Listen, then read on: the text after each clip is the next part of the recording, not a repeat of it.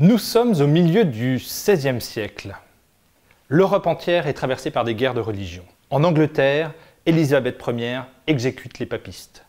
En Espagne, au Portugal, en Italie, l'Inquisition brûle les hérétiques.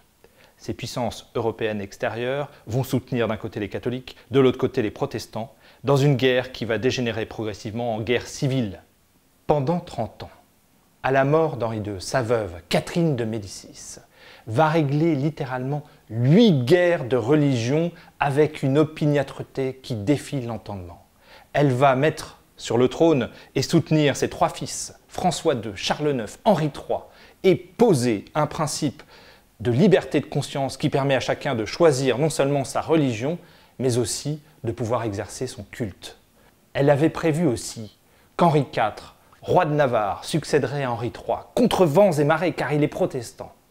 Il avait épousé sa fille, la fameuse reine Margot, et Henri IV entérinera toutes ses actions dans le fameux Édit de Nantes en 1598, et ça, c'est toute une histoire. Et de cette histoire d'hier, il y a 3 leçons à retenir pour aujourd'hui.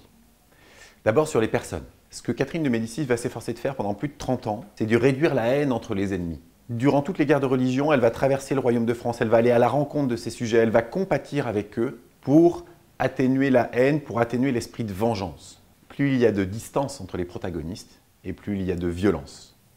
Mais quand on arrive à les rapprocher, quand on arrive à les mettre autour de la table, quand on arrive à leur faire comprendre, chacun vis-à-vis de l'autre, les intérêts de l'autre, alors à ce moment-là, tout est possible et la paix devient envisageable. Vis-à-vis des problèmes ensuite.